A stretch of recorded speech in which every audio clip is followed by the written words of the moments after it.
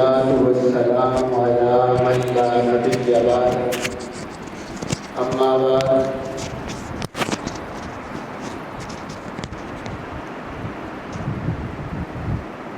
آج ہم سب خوش قسمت ہیں کہ ہمارے جامعہ عثمانیہ میں بخاری شریف کی پہلی حدیث طالبات کو استاذ محترم حضرت مولانا شبیر احمد صاحب پڑھائیں گے۔ ہم اپنے استاذ محترم کے انتہائی دلی طور پر مشکور ہیں کہ استاذ محترم ہمیں کبھی کوئی مسئلہ کسی چیز کی مشاورت کی ضرورت پیش آتی ہے تو الحمدللہ ہمارے استاد محترم نہایت ہی مربیانہ ہمارے ساتھ جو ہے رویہ اختیار کرتے ہیں، مشفقانہ رویہ اختیار کرتے ہیں، محبت کے ساتھ ہمیں بہت ہی پیاری رائے ارشاد فرماتے ہیں۔ ہم اس بات پر اللہ کا شکر ادا کرتے ہیں کیونکہ ہمارا تعلق ان اکابرین کے ساتھ ہے جو بے سند بھی نہیں ہیں اور بے سلف بھی نہیں ہیں، یعنی ان کے اگر علم کو دیکھا جائے تو ان کی سند موجود ہے، قرآن کے علم کو دیکھا جائے تو قرآن کریم کی بھی سند موجود ہے، اگر حدیث کے علم کو دیکھا جائے تو حدیث نبی کریم صلی اللہ علیہ وسلم کی بھی سند موجود ہے۔ اسی طرح چھوٹی سے چھوٹی کتاب کو دیکھ لیا جائے اس کی بھی سند موجود ہے۔ نورانی قاعدہ ہے، قرآن کریم کو پڑھنے سے پہلے نورانی قاعدہ پڑھا جاتا ہے، تو نورانی قاعدے کی بھی اکابرین کے پاس سند موجود ہے کہ ہم نے کس سے پڑھا، انہوں نے کس سے پڑھا، انہوں نے کس سے پڑھا۔ اسی طرح قرآن کریم کی بھی سند موجود ہے کہ میں نے فلاں استاد سے پڑھا، انہوں نے فلاں استاد سے پڑھا، آخر تک سلسلہ جاتا ہے۔ اس پر ہمیں اللہ کا شکر ادا کرنا چاہیے کہ اللہ رب العزت نے ہمارا تعلق ایسے اکابرین کے ساتھ جوڑا ہے کہ جن کے پاس علم کی سند موجود ہے۔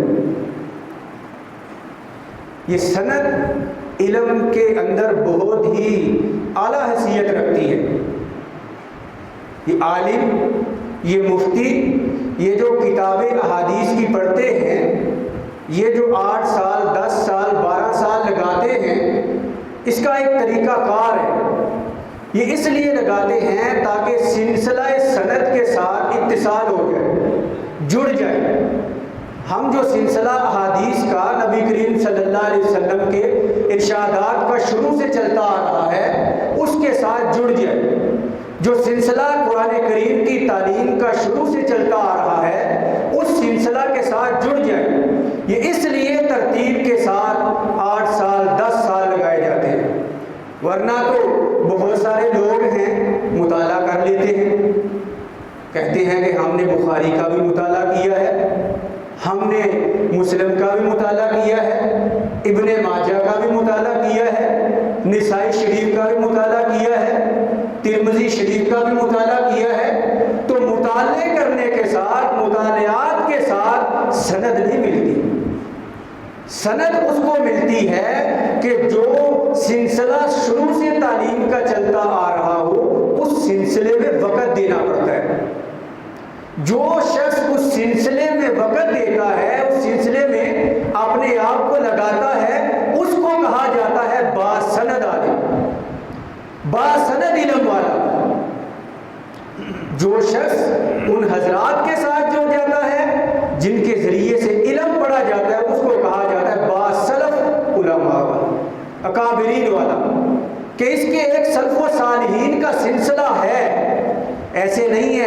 کہ ادھر بیٹھ گئے بس شروع ہو گیا کام۔ ہر ایک چیز کی ترتیب ہوتی ہے، جو چیز ترتیب کے ساتھ ملے اس کی حیثیت زیادہ ہوتی ہے، اس کا مقام زیادہ ہوتا ہے، اس کی شان زیادہ ہوتی ہے۔ تو جو قرآن کریم کی سند کے ساتھ پڑھے گا، حدیث کو سند کے ساتھ پڑھے گا، تو اس کی حیثیت کا مقابلہ وہ شخص نہیں کر سکتا جو قرآن کریم کا صرف گھر میں بیٹھ کر مطالعہ کر لے، قرآن حدیث کا صرف گھر میں بیٹھ کر مطالعہ کر لے، بخاری شریف کا صرف گھر میں بیٹھ کر مطالعہ کر لے۔ بسا اوقات کچھ لوگ کہہ دیتے ہیں، اسی علم کی وجہ سے، اسی خود مطالعہ کی وجہ سے کچھ لوگ کہہ دیتے ہیں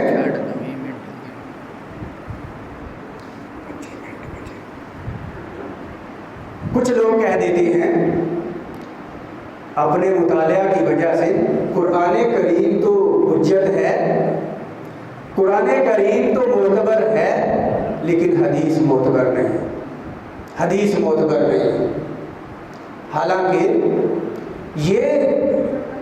اگر دیکھا جائے کہ وہ کیوں کہتے ہیں حدیث معتبر نہیں، تو اس کی بہت ساری وجوہات وہ بیان کرتے ہیں۔ ایک وجہ وہ یہ بیان کرتے ہیں کہ اس کا جو ذریعہ ہے پہنچنے کا حدیث کا، وہ قابل اعتماد نہیں ہے۔ وہ ذریعہ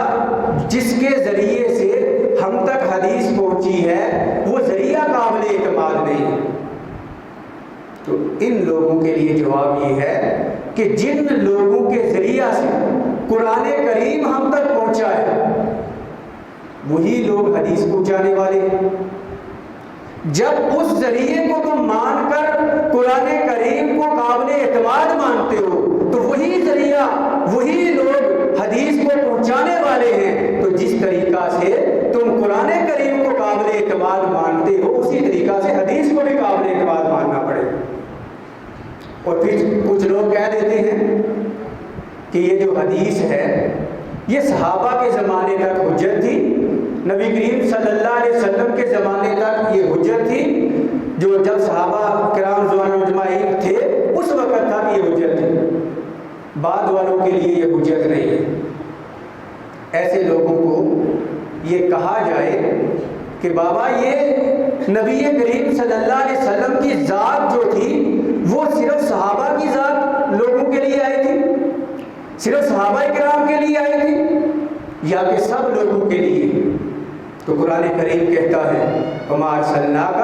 إِلَّا رَحْمَةً لِلْعَالَمِينَ، کہ ہم نے تمام جہانوں کے لوگوں کے لیے نبی کریم صلی اللہ علیہ وسلم کو رحمت بنا کر بھیجا ہے۔ تو یہ لوگ جو کہتے ہیں کہ یہ صحابہ کے زمانے تک حجت ہے، تو یہ ان کی بات اس آیت کی روح سے بھی غلط ہے۔ جب سب جہانوں کے لیے رحمت ہے، تو رحمت نبی کریم صلی اللہ علیہ وسلم کی جو ہے وہ صرف صحابہ تک محدود نہیں ہے، بلکہ قیامت تک آنے والے انسانوں تک یہ پہنچ کر رہے گی۔ یہ نبی کریم صلی اللہ علیہ وسلم کا قرآن کی تعلیم یہ صحابہ تک کے لیے نہیں تھی، قیامت تک انسانوں کے لیے یہ ہوگی۔ اور اسی طرح نبی کریم صلی اللہ علیہ وسلم کے ارشادات یہ صحابہ تک نہیں ہے، بلکہ قیامت تک لوگوں تک یہ پہنچیں گے اور لوگ اس کے اوپر عمل کریں گے۔ ابھی میں اپنے استاد محترم حضرت مولانا شبیر احمد صاحب سے درخواست کروں گا کہ وہ مائک پر تشریف لائیں اور اپنی جامعہ کی طالبات کو بخاری شریف کی حدیث پڑھائیں۔